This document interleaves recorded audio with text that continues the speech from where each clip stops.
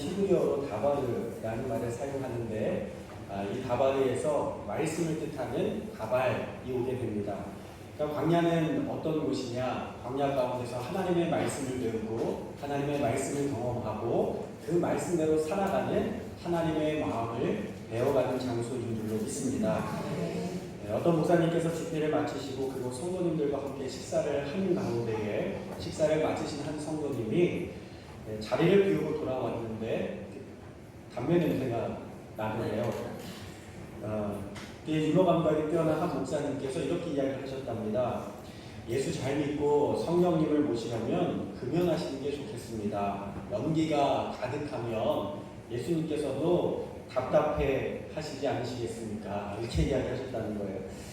여러분, 우리 안에 예수님으로 채우려면 먼저 우리 안에 가득 차 있는 것들을 비워야 될 줄로 믿습니다. 내려놓고 비울 때 그때 하나님의 말씀으로 우리의 삶이 채워지게 되는 것이죠.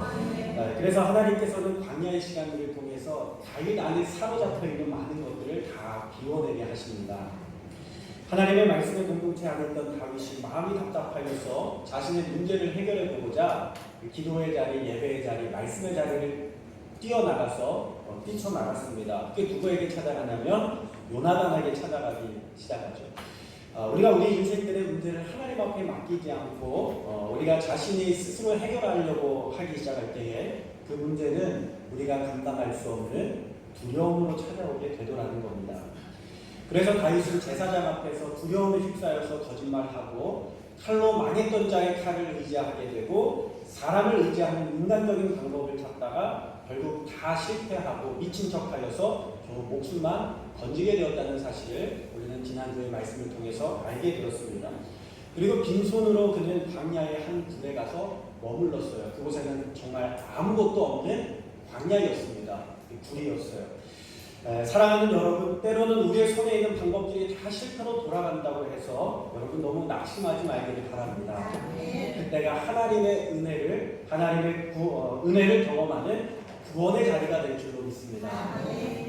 다윗은 그가 붙들었던 세상의 모든 인정과 방법들이 완전히 실패하면서 그는 하나님만이 피난처라는 사실을 깨닫게 됩니다. 그리고 나서 내려간 곳이 어디냐? 아둘람 굴이었던 것이죠. 우리 1절의 말씀을 다시 한번 같이 읽었으면 좋겠는데요. 성경을 펴셔서 1절을 다 같이 읽겠습니다. 시작.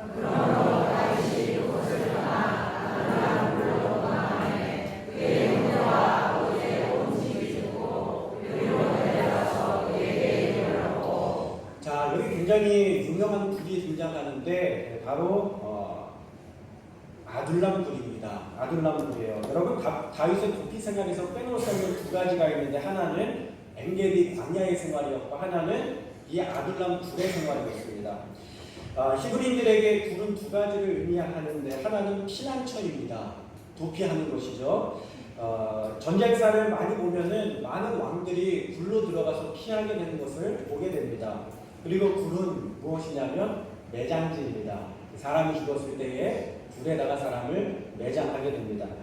죽음을 의미하는 그곳이 여러분 피난처가 될 수도 있다는 사실은 무엇을 의미하는 걸까요?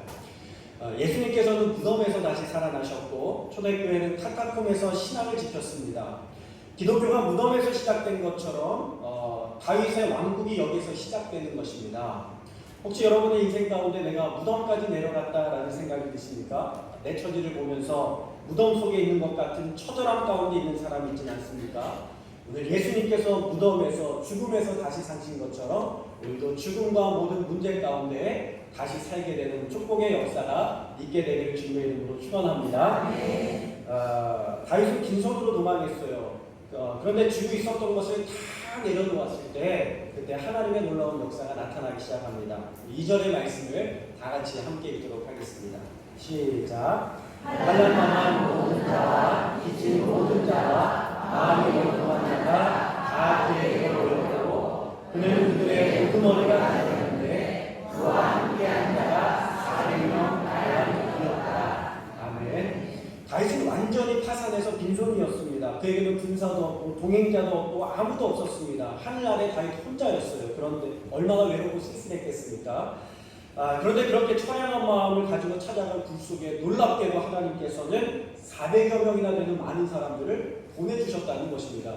저는 정말 놀라운 것은 400여 명이 찾아온 것도 놀라운 일이지만 그 불에 400여 명이 다 들어갔다는 게 더 놀라운 사실인 것 같아요. 여러분, 이것이 하나님의 역사인 줄로 믿습니다. 부어주시고 채워주시고 허락해주시되 넘치도록 채워주시는 건 아니겠습니까? 그 불 안에 400명이 다 들어가지 못해서 그 불 밖에까지 나와서 진을 차고 머무르지 않았겠습니까? 하나님께서 채워주실 때는 넘치도록 채워주신 줄로 믿습니다. 사람으로서는 다 끝났다 생각했는데 이제 나도 끝났구나 생각했는데 그 순간에 하나님의 역사는 일어나는 것입니다. 하나님은 무에서 유를 창조하신 놀라운 하나님이십니다. 여러분, 그러므로 여러분의 실패와 좌절을 두려워하지 마십시오. 주님께서 함께 하시면 가능할 줄로 믿습니다. 저는 요가교회가 사람의 방법과 사람의 자랑을 다 내려놓고 오직 예수님만을 바라보고 주님의 십자가만을 바라보고 십자가만을 의지하고 자랑하는 교회가 되기를 주님의 이름으로 소원합니다. 근데 여러분 잘 보세요. 여기에 누가 모였는지 잘 보십시오. 누가 모여졌습니까? 세 부류의 사람들이 모여졌어요. 환난당한 자와 빚진 자와 마음이 원통한 자들이 그 자리에 모이게 되었습니다. 사람들에게 소외받고 미움받고 괴로움을 당했던 자들이 다윗에게 몰려들게 되었다는 것입니다. 하나님께서 찾는 사람들이 누구인가? 교만한 자도 아니고 잘난 사람도 아니고 하나님께서 찾으시는 자는 스스로 용사가 생각하는 자도 아니었습니다. 하나님께서 찾으시는 자는 환난당한 자, 빚진 자, 원통한 자를 주님께서 찾아서 불러 모으시는 줄로 믿습니다. 여러분, 여기서 빚진 자가 누구입니까? 사람들에게 빚을 많이 지고 도망간 사람이 아니라 빚진 자. 누구에게 빚집니까? 원수에게 빚진 자예요. 원수에게. 그러니까 다시 말하면 원수로 하여금 부모님을 잃어버렸거나 원수로 하여금 재산을 잃어버린 원수 갚을 빚을 지고 사는 사람이죠. 다른 사람에게 원수를 갚아야 될 사람들, 그런 사람들이 이곳에 모여들었다는 것입니다. 그런데 그들로 하여금 하나님 앞에 내려놓게 하시고 하나님께서 그들의 인생을 값진 인생으로 세워가시고 그들의 원수를 하나님께서 대신 갚아주시는 줄로 믿습니다. 다윗이 어떤 사람입니까? 사울에게 빚진 자잖아요. 어떤 빚이 있어요? 원수 갚을 빚이 졌어요. 그런데 하나님 앞에 맡겼을 때 하나님께서 다윗의 인생을 세워주셔서 많은 사람들 앞에서 세워주시고 많은 사람들을 보내주셔서 그로 하여금 복 주시는 줄로 믿습니다. 여러분, 이것이 하나님의 나라를 이루어가신 하나님의 방법인 줄로 믿습니다. 이 둘에서 오합지졸 같은 무리들이 잘 훈련된 군대의 조직이 되고 결국 다윗 왕조의 핵심 멤버들이 되는 것입니다. 여러분, 우리가 누구를 찾아야 되겠습니까? 예수님께서 말씀하신 것처럼 세상에 미련한 것들, 세상에 천한 것들, 멸시받는 것들, 없는 것들을 택해서 강한 자들을 부끄럽게 하시고 지혜로운 자들을 부끄럽게 하시는 것처럼 오늘 우리가 겸손한 마음으로 하나님 앞에 무릎 꿇을 때에 하나님께서 우리의 삶을 붙드시고 세워주실 줄로 믿습니다. 여러분, 반대로 이들과 대조되는 사람이 있어요. 사울입니다. 사울은 그가 끝까지 하나님의 말씀을 순종하지 않고 교만했던 사람입니다. 6절 말씀에 보니까 그가 어떻게 되어 있냐면 단창을 들고 에셀레무 아래에 앉아 있었다, 이렇게 이야기를 하고 있어요. 단창, 사울이 다니는 곳에는 항상 창이 있었습니다. 여러분, 사울에게는 정보력이 있었어요. 지금 그는 높은 곳에 있었고 모든 신하가 다 그의 곁에 있었습니다. 그런데 그냥 지나치기 쉬운 이 구절이 우리 삶 가운데 너무나도 중요한 구절이에요. 사울의 인생을 되돌아보면 항상 그의 손에는 단창이 있었다는 것입니다. 사울이 창을 들고 다니는 이유가 무엇일까요? 창은 하나님을 의지하는 것이 아니라 그가 무기와 힘과 권력과 권세를 의지했다는 것을 이야기합니다. 하나님께서 사울을 왕으로 세워주셨으면 그 자리를 유지하기 위하여서 하나님께 매달렸어야 하는데 그것을 스스로 지키려고 했어요. 그리고 다윗만 제거하면 그 자리를 유지할 수 있을 거라고 판단했습니다. 어쩌면 우리에게 있어서 창은 그러한 생각과 판단일 수 있겠다는 생각이 듭니다. 나의 유한한 판단으로 다른 사람들을 심판하고 정죄한다면 우리는 사울과 같이 창을 들고 다니는 것과 마찬가지의 인생을 살아가고 있는 것입니다. 창을 가만히 보면 창으로는 나를 보호할 수가 없습니다. 창은요, 사람을 찌르는 도구예요. 사울은 일생 동안 항상 누구를 찌를 것인가를 생각하면서 살아왔던 사람입니다. 결국 하나님을 떠난 인생은 어떤 인생이 되느냐? 누군가를 죽이는 인생이 되더라는 것이죠. 어떤 남자가 약국에 급하게 들어가서 말했습니다. 딸꾹질을 먹는 약 좀 주세요. 이야기를 했어요. 그랬더니 약사가 예 잠깐만 기다리세요 하면서 뒤로 돌아서 약을 찾는 척을 하더니 갑자기 돌아서서 이 남자의 뺨을 한 대 후려친 거예요.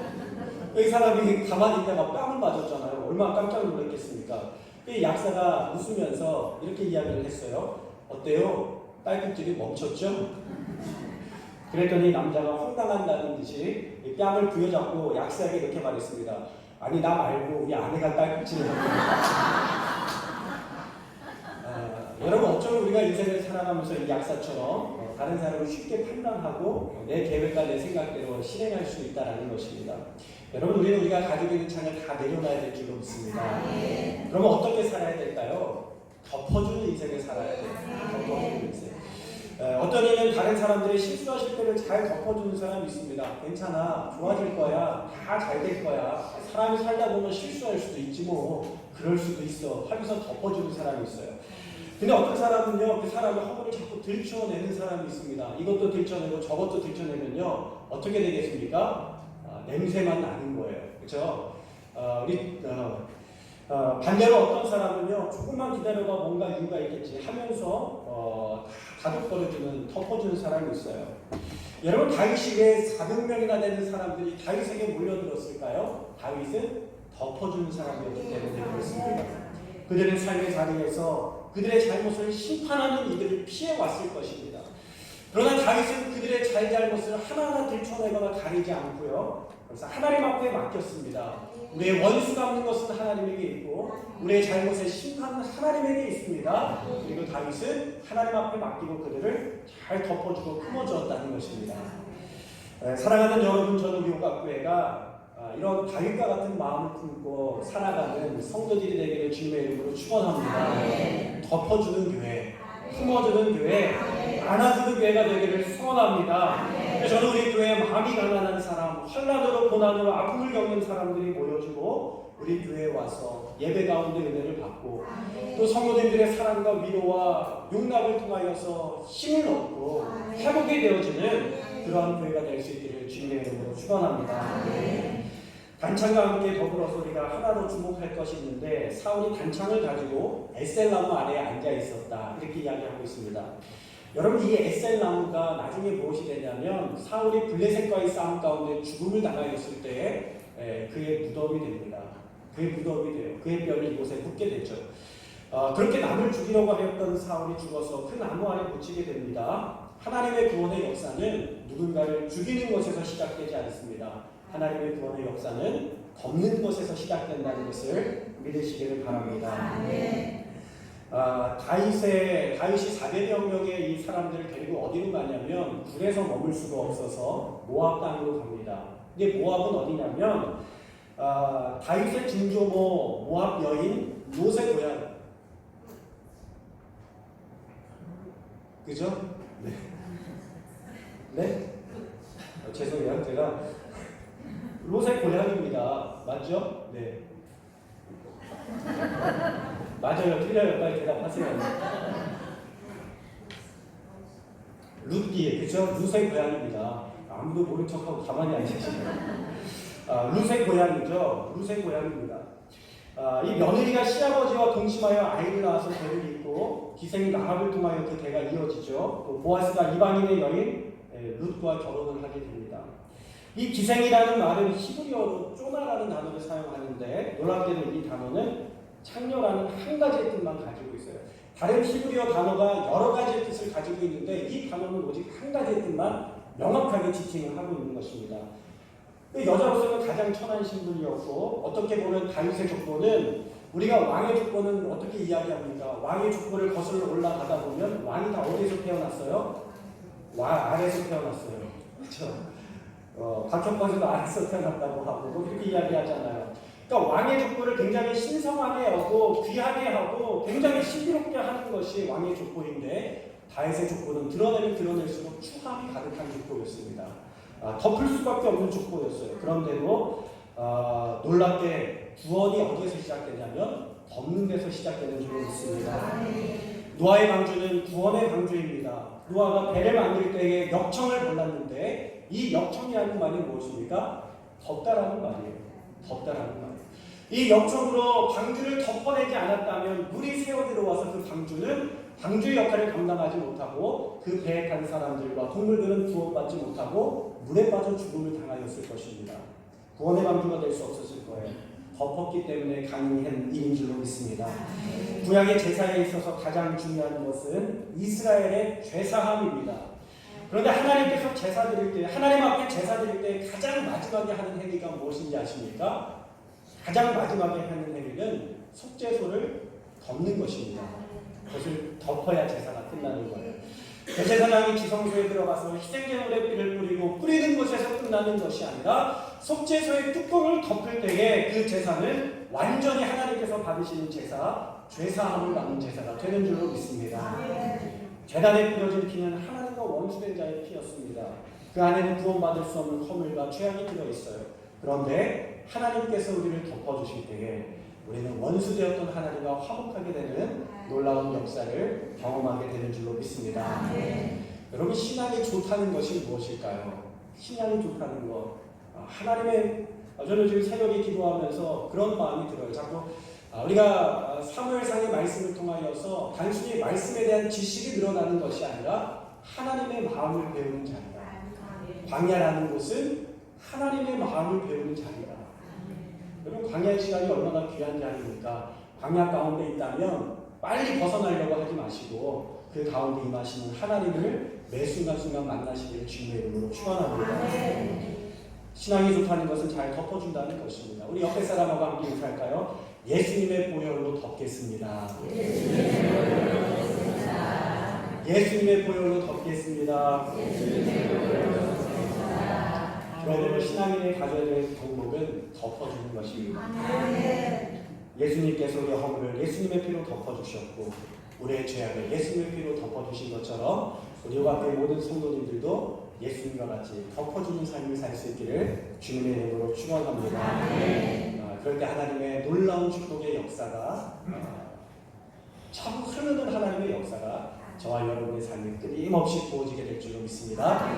기도하겠습니다.